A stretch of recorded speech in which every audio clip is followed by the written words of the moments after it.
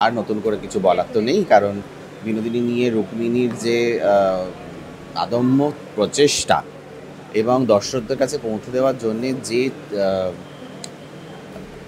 যেভাবে সে পরিকল্পনা করছে, নানান রকম জিনিস ভাবছে এবং সেগুলো খুব সুন্দর সুন্দর আইডিয়াস নিয়ে এসে যে করছে এবং মন থেকে করছে, এটা যে শুধুই জনমাধ্যমে পৌঁছানোর জন্যে বা যেটাকে বলে প্রমোশনাল অ্যাক্টিভিটির জন্য করা, সেটা কিন্তু না। এগুলো কিন্তু ওর মন থেকে আসছে এবং মন থেকেও জিনিসগুলো করছে। সেটার জন্য তো আমার মনে হয় যে কোথাও গিয়ে ওকে আমি সাধুবাদ জানাই আজকে যে স্ক্রিনিংটা করার জন্য। এবং সেটাতে বোঝা যায় যে তার মানসিকতাটা শুধু হিরোইনের বা একটা অভিনেত্রী মানসিকতা নয়, সে বিনোদিনী টিম বিনোদিনীর সদস্য হিসেবে সেই কাজটা করছে এবং সেই জন্য আমরা সবাই ওর পাশে আছি এবং ওকে সাপোর্ট করছি।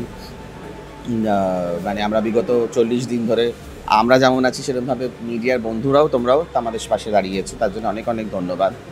আর চতুর্থ সপ্তাহে বিনোদিনী একটি উপাখ্যান বিনোদিনী থিয়েটারে চলছে, হাউসফুল চলছে, দর্শকরা আসছে। সেই দর্শকরা আসছে কারণ আবার সেই জনমাধ্যমে তোমাদের থ্রু দিয়েই তারা জানতে পারছে এবং তারা ভালো সিনেমা দেখতে আসছে। তাই জন্য আমি তাদের কাছেও অনেক কৃতজ্ঞ যে আমরা বলেইছিলাম যে এই সিনেমাটা যদি দর্শকরা দেখে, এই সিনেমাটা যদি দর্শকরা ভালো বলে, তাহলে আমরা এরকম সিনেমা বানাতে পারবো। তো সেখানে গিয়ে দাঁড়িয়ে কোথাও হয়তো দর্শকদের সেই ভালোবাসাটা আমরা এখনও পেয়ে আসছি।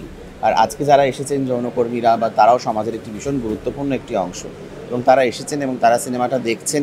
আশা করি তাদের ভালো লাগবে। সিনেমার পরে তাদেরও রিয়াকশন তোমরা নিও, কেমন তাদের কীরকম লাগলো সেটাও মানে ক্যামেরা বন্দি করে রেখো, তাহলে আমরা জানতে পারবো যে তাদের অনুভূতি কীরকম ছবিটা দেখে। আমার মনে হয় এটা একটা সুন্দর প্রচেষ্টা। এই জন্য রুক্মিণীকে, দেবকে, প্রযোজক প্রতীককে সবাইকে সাধুবাদ জানাই।